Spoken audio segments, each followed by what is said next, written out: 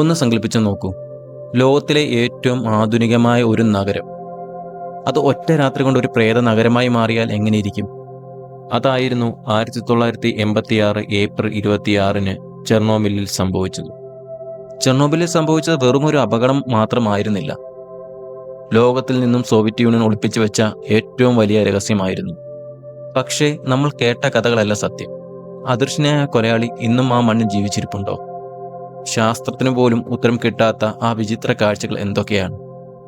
നിങ്ങളിപ്പോൾ ചിന്തിക്കുന്നുണ്ടായിരിക്കും, എന്തുകൊണ്ടാണ് ഇപ്പോൾ ഞാൻ ഈ വിഷയവുമായി നിങ്ങളുടെ മുന്നിൽ വന്നതെന്ന്. കാരണം ലോകത്തെ മുഴുവൻ നടുക്കിയ ആ ദുരന്തം നടന്നിട്ട് ഈ ഏപ്രിൽ 26 കൃത്യം 40 വർഷം തികയുകയാണ്. 40 വർഷങ്ങൾക്കപ്പുറവും ലോകം അറിയാൻ ഭയക്കുന്ന ആ സത്യങ്ങൾ നമ്മൾ അറിഞ്ഞേ മതിയാകും. ഈ വീഡിയോയിൽ നമ്മൾ കാണാൻ പോകുന്നത് സാധാരണക്കാരായ മനുഷ്യർ തൻ്റെ നഗ്ന നേത്രങ്ങൾ കൊണ്ട് റേഡിയേഷൻ കണ്ട ആ കറുത്ത രാത്രിയെക്കുറിച്ചാണ്. അതുപോലെ തന്നെ ഒപ്പം ഇന്നും ആരും കാലുകുത്താൻ ഭയക്കുന്ന ആ റിയാക്ടറിനുള്ളിലെ ഭീകര രൂപത്തെക്കുറിച്ചും.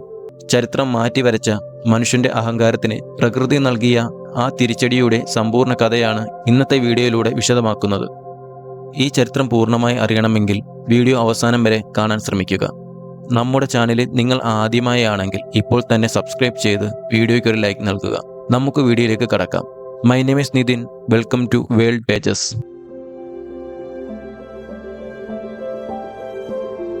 ലോകഭൂപടത്തിൽ മനുഷ്യൻ ഉപേക്ഷിച്ചു പോയ ചിലയിടങ്ങളുണ്ട്. അതിലൊന്നാണ് ഉക്രൈനിലെ പ്രിപ്യാറ്റ് നഗരത്തിനടുത്തുള്ള ചെർണോബിൽ. 40 വർഷമായി അവിടെ ഫുൾ നിശബ്ദതയാണ്. പക്ഷേ 1986 ഏപ്രിൽ 26 പുലർച്ചെ 1:23 അവിടെ സംഭവിച്ചത് ലോകം കണ്ട ഏറ്റവും വലിയ ആണവ ദുരന്തമായിരുന്നു. ആ നിശബ്ദതയ്ക്ക് പിന്നിൽ ഭയപ്പെടുത്തുന്ന ഒരു ചരിത്രമുണ്ട്. എന്നാൽ ശരിക്കും ഈ കഥ തുടങ്ങുന്നത് പ്രിപ്യാറ്റ് എന്ന സ്വപ്ന നഗരത്തിൽ നിന്നായിരുന്നു. പ്രിപ്യാറ്റ് എന്നത് സോവിയറ്റ് യൂണിയന്റെ അഹങ്കാരമായിരുന്ന ആധുനിക നഗരമായിരുന്നു. ഈ മനോഹരമായ നഗരം പണി കഴിപ്പിച്ചത് 1970-കളിലാണ്. ഈ നഗരത്തിൽ 50,000-ഓളം ആളുകൾ സമാധാനമായി ജീവിച്ചിരുന്നു. ഈ ഒരു നഗരത്തിന്റെ ജീവനാഡി എന്ന് പറയുന്നത് തൊട്ടടുത്തുള്ള വൻ പവർ പ്ലാന്റ് ആയിരുന്നു. ആ ഒരു പവർ പ്ലാന്റിന്റെ പേരായിരുന്നു Chernobyl power plant. Chernobyl nuclear power പ്ലാന്റിലെ 4ാം നമ്പർ റിയാക്ടറായിരുന്ന RBMK-1000 എന്ന ഡിസൈനിൽ നിന്നായിരുന്നു ആ സ്ഫോടനമുണ്ടായത്. 1661 ഫ്യൂൽ ചാനലുകൾ ഉൾക്കൊള്ളുന്ന അതിഭീമ റിയാക്ടർ ആയതുകൊണ്ട് തന്നെ അതിനെ തണുപ്പിക്കുക എന്നത് അസാധ്യമായ ഒന്നായിരുന്നു. ആ ചുട്ടുപൊള്ളുന്ന റിയാക്ടറിനെ തണുപ്പിക്കാൻ വേണ്ടി മണിക്കൂറിൽ 45 ദശലക്ഷം ലിറ്റർ വെള്ളമായിരുന്നു വേണ്ടിയിരുന്നത്. ഇങ്ങനെ ഇരുന്നാലും ആ ഡിസൈൻ പിന്നിലെ തകരാറുകൾ അധികൃതർ മറച്ചുവെച്ചു. അധികൃതർ മറച്ചുവെച്ച ആ തകരാർ പുറത്തു വന്നത് ഒരു പരീക്ഷണത്തിന്റെ ഇടയിലായിരുന്നു. പവർ പോയാൽ റിയാക്ടർ എങ്ങനെ തണുപ്പിക്കാം എന്നറിയാനുള്ള ഒരു സേഫ്റ്റി ടെസ്റ്റായിരുന്നു ആ പരീക്ഷണത്തിന് ഇടയായത്. അനറ്റോലി ഡയാറ്റ്ലോ എന്ന ഡെപ്യൂട്ടി ചീഫ് എഞ്ചിനീയറുടെ നേതൃത്വത്തിൽ ചെറുപ്പക്കാരായ എഞ്ചിനീയർമാർ ആ പരീക്ഷണത്തിന് തയ്യാറെടുത്തു. ആ ഒരു സേഫ്റ്റി ടെസ്റ്റ് വിധി മാറ്റിമറിച്ച രാത്രിയിലൊന്നായിരുന്നു. കാരണം ആദ്യത്തെ പിഴവ് തുടങ്ങുന്നത് അവിടെ നിന്നായിരുന്നു. എന്താണെന്ന് വെച്ചാൽ അന്ന് രാത്രിയിലെ ഷിഫ്റ്റിലെ ജീവനക്കാർക്ക് ടെസ്റ്റിനെക്കുറിച്ച് വലിയ അറിവില്ലായിരുന്നു. ആ ഒരു അറിവില്ലായ്മ കൊണ്ട് ടെസ്റ്റിനിടയിൽ റിയാക്ടറിന്റെ പവർ അപ്രതീക്ഷിതമായി 500 MW താഴെ പോയി. പവർ താഴേക്ക് പോകുന്നതിനനുസരിച്ച് റിയാക്ടറിനുള്ളിലെ സെനോൺ 135 എന്ന വിഷവാതകം നിറയാൻ തുടങ്ങി. വിഷവാതകം നിറയുന്നത് കൊണ്ട് തന്നെ പവർ വീണ്ടും കുറച്ചു. ഇങ്ങനെ റിയാക്ടറിനുള്ളിലെ പവർ കുറയുന്നത് കണ്ട ഡെപ്യൂട്ടി ചീഫ് എഞ്ചിനീയർ ഡയാറ്റ്ലോ റിയാക്ടറിനുള്ളിലെ പവർ കൂട്ടാൻ തീരുമാനിച്ചു. അതിനായി അദ്ദേഹം റിയാക്ടറിനുള്ളിലെ കൺട്രോൾ റോഡുകൾ മുഴുവൻ പുറത്തേക്ക് വലിക്കാൻ ഉത്തരവിട്ടു. അതൊരു തെറ്റായ തീരുമാനമായിരുന്നു അദ്ദേഹം എടുത്തത്. കാരണം എന്താണെന്ന് വെച്ചാൽ റിയാക്ടറിന്റെ താപനില അങ്ങേയറ്റം കൂടുവാൻ തുടങ്ങി. അതൊരു ബോംബായി മാറുകയായിരുന്നു. പുലർച്ചെ 1:23 കാര്യങ്ങൾ കൈവിട്ടു പോകുമെന്ന് മനസ്സിലാക്കിയ എഞ്ചിനീയർ സംഘം റിയാക്ടർ പൂർണ്ണമായി നിർത്താനുള്ള ബട്ടണമർത്തി. പക്ഷേ ഡിസൈൻ തകരാർ കാരണം കൺട്രോൾ റോഡുകൾ താഴേക്ക് ഇറങ്ങിയപ്പോൾ പവർ കുറയുന്നതിന് പകരം അപ്രതീക്ഷിതമായി ഒറ്റയടിക്ക് പവർ വർദ്ധിച്ചു. ഒറ്റയടിക്ക് പവർ കൂടുന്നതിൻ്റെ ഫലമായി സെക്കൻഡുകൾക്കുള്ളിൽ വെള്ളം മുഴുവൻ ആവിയായി. ആദ്യത്തെ സ്ഫോടനം റിയാക്ടറിന്റെ 1000 ടൺ ഭാരമുള്ള മേൽക്കൂര വായുവിലേക്ക് തെറിച്ചു. 2-3 സെക്കൻഡുകൾക്ക് ശേഷം 225 ടൺ TNTക്ക് തുല്യമായ രണ്ടാമത്തെ അതിശക്തമായ സ്ഫോടനവും നടന്നു. അതോടെ റിയാക്ടറിന്റെ കോർ പൂർണ്ണമായും തകർന്നു. ആ ഭീകരമായ സ്ഫോടനത്തിൽ പരിഭ്രാന്തരായി പുറത്തിറങ്ങിയ ജീവനക്കാർ കണ്ടത് ആകാശത്തേക്ക് പോകുന്ന ലേസർ പോലെയുള്ള അതിമനോഹരമായ ഒരു നീല വെളിച്ചമാണ്. ആ നീല വെളിച്ചം എന്നത് വായുവിലെ റേഡിയേഷൻ മൂലമുള്ള അയോണൈസേഷൻ ആയിരുന്നു. സ്ഫോടനം നടന്നയുടൻ ഫയർഫോഴ്സ് ഓടിയെത്തി. ലെഫ്റ്റനന്റ് വ്ളാഡിമിർ പ്രെവിക്കിന്റെ നേതൃത്വത്തിൽ വന്ന ആ സംഘത്തിന് ഇതൊരു ന്യൂക്ലിയർ ദുരന്തമാണെന്ന് അറിയില്ലായിരുന്നു. വായിൽ ലോഹത്തിന്റെ രുചി അനുഭവപ്പെടുന്നുണ്ടെന്ന് അവർ പറഞ്ഞു. റേഡിയേഷന്റെ ആദ്യത്തെ ലക്ഷണമായിരുന്നു അത്. ആ സമയം പ്ലാന്റിന് പുറത്തുള്ളവർ ഇതൊരു കാഴ്ചയായി കണ്ടുനിന്നു. അതേസമയം തന്നെ ആകാശത്തെ നീല വെളിച്ചം കാണാൻ കുറച്ചാൾക്കാർ റെയിൽവേ പാളത്തിൽ ഒത്തുകൂടി.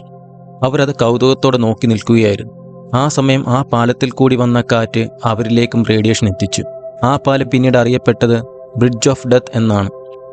ഇത്രയൊക്കെ നടന്നിട്ടും കൺട്രോൾ റൂമിലുള്ളവർ വിശ്വസിച്ചത് റിയാക്ടർ തകർന്നിട്ടില്ല എന്നാണ്. അവർ വെള്ളം പമ്പ് ചെയ്യാൻ വേണ്ടി ജീവനക്കാരെ അയച്ചു. ആ ഒരു തീരുമാനത്തിലൂടെ നിരവധി പേർക്ക് അമിതമായ റേഡിയേഷൻ ഏറ്റു. ഇങ്ങനെ ആളുകൾ മരിച്ചു വീഴുമ്പോൾ സോവിയറ്റ് യൂണിയൻ ഭരണകൂടം മൗനം പാലിച്ചു. പിറ്റേന്ന് രാവിലെ വലേറി ലെഗവോസ് എന്ന ശാസ്ത്രജ്ഞന്റെ നേതൃത്വത്തിലുള്ള കമ്മിറ്റി അവിടെ എത്തിയപ്പോഴാണ് ദുരന്തത്തിന്റെ യഥാർത്ഥ വ്യാപ്തി ഗവൺമെന്റ് പോലും മനസ്സിലാക്കുന്നത്. ദുരന്തം നടന്നിട്ട് 2 ദിവസത്തിന് ശേഷം സ്വീഡനിലെ ഫോർസ്മാർട്ട് പ്ലാന്റിൽ അപായ മണി മുഴങ്ങി. തങ്ങളുടെ പ്ലാന്റിലല്ല, മറിച്ച് കാറ്റിന്റെ ദിശയിലൂടെ സോവിയറ്റ് യൂണിയൻ അതിർത്തിയിൽ നിന്നാണ് റേഡിയേഷൻ ഒഴുകിയെത്തുന്നതെന്ന് തിരിച്ചറിഞ്ഞതോടെ ലോകത്തിനു മുന്നിൽ സത്യം സമ്മതിക്കാൻ സോവിയറ്റ് യൂണിയൻ നിർബന്ധിതരായി. ഏപ്രിൽ 27 ഉച്ചയ്ക്ക് പ്രിപ്യാറ്റ് നഗരം ഒഴിപ്പിക്കാൻ തീരുമാനമായി. ആ നഗരത്തെ ഒഴിപ്പിക്കുക എന്നത് ഒരു അസാധ്യമായ ടാസ്കായിരുന്നു. അങ്ങനെയിരിക്കെ 3 ദിവസത്തേക്ക് മാറി നിൽക്കാം എന്ന് പറഞ്ഞാണ് 49,000 ആൾക്കാരെ ബസ്സിൽ കയറ്റിയത്. ആ ആളുകൾ അവരുടെ എല്ലാ അസറ്റുകളും അവിടെ ഉപേക്ഷിച്ചിട്ടാണ് ബസ്സിൽ കയറിയത്. അവർക്ക് പിന്നെ ഒരിക്കലും ആ വീട്ടിലേക്ക് വരാൻ കഴിഞ്ഞില്ല. അങ്ങനെ അവരെ ടോട്ടലി വേറൊരു സ്ഥലത്തേക്ക് റീപ്ലേസ് ചെയ്യുകയാണ് ഗവൺമെന്റ് ചെയ്തത്. അതേസമയം തന്നെ പ്രിപ്യാറ്റ് നഗരം റേഡിയേഷൻ കൊണ്ട് നിറയുകയായിരുന്നു. ആ റേഡിയേഷന്റെ തോത് കുറയ്ക്കാൻ വേണ്ടി തുറന്നു കിടക്കുന്ന റിയാക്ടറിന്റെ മുകളിലേക്ക് 600ഓളം സോവിയറ്റ് പൈലറ്റുമാർ ഹെലികോപ്റ്ററുകളിൽ മണലും ബോറോണും നിക്ഷേപിച്ചു. റിയാക്ടറിലെ റേഡിയേഷൻ കാരണം പൈലറ്റുമാരുടെ കണ്ണുകൾ മങ്ങാൻ തുടങ്ങി. പൈലറ്റുമാരുടെ കാഴ്ച മങ്ങുന്നതിനെ തുടർന്ന് ഹെലികോപ്റ്ററുകൾ നിയന്ത്രിക്കാൻ കഴിയാത്ത അവസ്ഥയിലായിരുന്നു. അതിന്റെ ഫലമായി ഒരു ഹെലികോപ്റ്റർ കൺമുന്നിൽ തന്നെ തകർന്നു വീണു. പ്ലാന്റിന് ചുറ്റുമുള്ള പൈൻ മരങ്ങൾ റേഡിയേഷൻ ആഗിരണം ചെയ്ത് ചുവന്ന നിറമായി മാറുകയാണ് ചെയ്തത്. ഇന്നും ആ റെഡ് ഫോറസ്റ്റ് ലോകത്തിലെ ഏറ്റവും അപകടകാരിയായ ഒരിടമാണ്. അതിനിടയിൽ ലോകത്തെ രക്ഷിക്കാൻ വേണ്ടി സ്വന്തം ജീവൻ ബലി നൽകിയ 5 ലക്ഷത്തിലധികം വരുന്ന ആൾക്കാരുണ്ടായിരുന്നു. അവരായിരുന്നു ലിക്വിഡേറ്റേഴ്സ്. ലിക്വിഡേറ്റേഴ്സ് എന്നത് ദുരന്തത്തിനു ശേഷം റേഡിയേഷൻ നിയന്ത്രിക്കാനും പ്രദേശം വൃത്തിയാക്കാനും നിയോഗിക്കപ്പെട്ട സന്നദ്ധ പ്രവർത്തകരെയും ഉദ്യോഗസ്ഥരെയുമാണ് ലിക്വിഡേറ്റേഴ്സ് എന്ന് വിളിക്കുന്നത്. ഇവർ ഏകദേശം 5 ലക്ഷത്തിലധികം വരുന്ന ആളുകളായിരുന്നു ആ സംഘത്തിൽ ഉണ്ടായിരുന്നത്. ഇതിൽ അഗ്നിശമന സേനാ അംഗങ്ങൾ, സൈനികർ, ഖനിത്തൊഴിലാളികൾ, ഡോക്ടർമാർ, ശുചീകരണ തൊഴിലാളികൾ എന്നിവർ ഉൾപ്പെടുന്നു. ഇവരുടെ പ്രധാന ജോലി തകർന്ന റിയാക്ടറിന് മുകളിലെ അവശിഷ്ടങ്ങൾ നീക്കം ചെയ്യുക, റേഡിയേഷൻ വ്യാപിക്കാതിരിക്കാൻ കെട്ടിടങ്ങൾ കഴുകി വൃത്തിയാക്കുക, മലിനമായ മണ്ണ് നീക്കം ചെയ്യുക എന്നിവയായിരുന്നു ഇവരുടെ പ്രധാന ചുമതല. പക്ഷേ കാലാന്തരങ്ങളിൽ കൃത്യമായ സുരക്ഷാ സംവിധാനങ്ങളില്ലാതെ അതിശക്തമായ റേഡിയേഷനിലേക്കാണ് ഇവർ ഇറങ്ങിച്ചെന്നത്. പലരും പിൽക്കാലത്ത് ക്യാൻസർ ബാധിച്ചും മറ്റ് ആരോഗ്യ പ്രശ്നം മൂലവും മരണമടഞ്ഞു. ഇവരെ ചെർണോബിലിലെ ഹീറോകൾ എന്ന് വിളിക്കുന്നു. അങ്ങനെ എല്ലാ പോരാട്ടങ്ങൾക്കും ഒടുവിൽ 1986 ഡിസംബറിൽ തകർന്ന 4ാം നമ്പർ റിയാക്ടറിൽ നിന്നും റേഡിയേഷൻ അന്തരീക്ഷത്തിലേക്ക് പടരുന്നത് തടയാൻ ഗവൺമെന്റ് ഒരു തീരുമാനമെടുത്തു. അതിനു മുകളിൽ കോൺക്രീറ്റ് കൊണ്ട് ഒരു വലിയൊരു ഷീൽഡ് ഉണ്ടാക്കുക എന്നതായിരുന്നു ഗവൺമെന്റിന്റെ തീരുമാനം. ആ ഒരു കവചം ഉണ്ടാക്കാൻ വേണ്ടി ലിക്വിഡേറ്റേഴ്സിന് ഗവൺമെന്റ് നിർദ്ദേശം നൽകുകയായിരുന്നു. അങ്ങനെ അതിന്റെ മുകളിൽ നിർമ്മിച്ച കൂറ്റൻ കോൺക്രീറ്റ് കവചമായിരുന്നു സാർക്കോഫാഗസ്. ദുരന്തം നടന്ന് മാസങ്ങൾക്കുള്ളിൽ ലിക്വിഡേറ്റേഴ്സ്മാർ അത് പെട്ടെന്ന് തന്നെ പൂർത്തിയാക്കുകയാണ് ചെയ്തത്. അങ്ങനെ വളരെ വേഗത്തിൽ നിർമ്മിക്കേണ്ടി വന്നതുകൊണ്ട് അതിന് ആയുസ് കുറവായിരുന്നു. അതൊരു താൽക്കാലിക പരിഹാരം മാത്രമായിരുന്നു അത്. പക്ഷേ പ്ലാന്റ് മൂടിയെങ്കിലും ജനങ്ങൾ തൈറോയ്ഡ് ക്യാൻസറും മറ്റ് വിചിത്ര രോഗങ്ങളും പടർന്നു പിടിച്ചു. WHO കണക്ക് പ്രകാരം ആയിരങ്ങളാണ് പിന്നീട് ക്യാൻസർ വന്ന് മരിച്ചത്. ഇന്ന് ആ പ്ലാന്റിന്റെ ബേസ്മെന്റിൽ ഒരു ഭീകര രൂപമുണ്ട്. അതിനെ അറിയപ്പെടുന്നത് എലിഫന്റ് ഫുഡ് എന്നാണ്. റിയാക്ടറിന്റെ താപനില ഉയർന്നതിനെ തുടർന്ന് ന്യൂക്ലിയറിന്റെ ഇന്ധനം ഉരുകി ഒരു പാറ പോലെ അവിടെ ഉറച്ചിരിക്കുകയാണ്. ഇന്നും അതിന്റെ അടുത്തു ചെന്നാൽ നിമിഷങ്ങൾക്കുള്ളിൽ മരണം ഉറപ്പാണ്. അങ്ങനെ കാലങ്ങൾ കടന്നുപോയി. പഴയ കോൺക്രീറ്റ് കവചത്തിന് ബലക്ഷയം സംഭവിച്ചതിനെ തുടർന്ന് 2016 ഒരു ഭീമൻ ഉരുക്ക് കവചം അതിനു മുകളിലായി സ്ഥാപിച്ചു. റിയാക്ടറിനുള്ളിലെ റേഡിയോ ആക്റ്റീവ് അവശിഷ്ടങ്ങൾ പുറത്തേക്ക് വരാതെ തടയുക എന്നതായിരുന്നു അതിന്റെ ഏക ലക്ഷ്യം.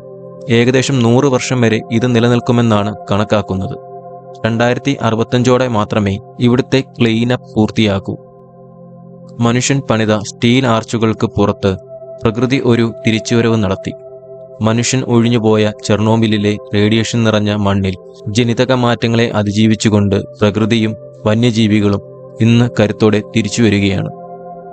ഇന്നിവിടം ഒരു ഡാർക്ക് ടൂറിസം സ്പോട്ടാണ്. എന്നാൽ ഈ കഴിഞ്ഞ റഷ്യ-ഉക്രൈൻ യുദ്ധസമയത്ത് സൈന്യം ഈ പ്രദേശം പിടിച്ചടക്കിയത് വീണ്ടും ഒരു ആണവ ഭീതിക്ക് കാരണമായി. ചെർണോബിൽ ഇപ്പോഴും ശാന്തമല്ല. ചെർണോബിൽ ദുരന്തമെന്നത് വെറുമൊരു അപകടം മാത്രമല്ല, മനുഷ്യന്റെ അഹങ്കാരത്തിന് പ്രകൃതി നൽകിയ തിരിച്ചടി. അതുപോലെ ഈ വീഡിയോ നിങ്ങൾക്ക് ഇഷ്ടമായെങ്കിൽ സബ്സ്ക്രൈബ് ചെയ്ത് ലൈക്ക് ചെയ്യുക. നിങ്ങളുടെ അഭിപ്രായങ്ങളും അടുത്ത വീഡിയോ എന്തിനെക്കുറിച്ചാകണമെന്ന് നിങ്ങൾ ആഗ്രഹിക്കുന്നുണ്ടെങ്കിലും നിങ്ങൾ കമൻറ്റിലൂടെ രേഖപ്പെടുത്തുക. അടുത്ത വീഡിയോയിൽ നമുക്ക് വീണ്ടും കാണാം. My name is Nitin, signing off for world pages.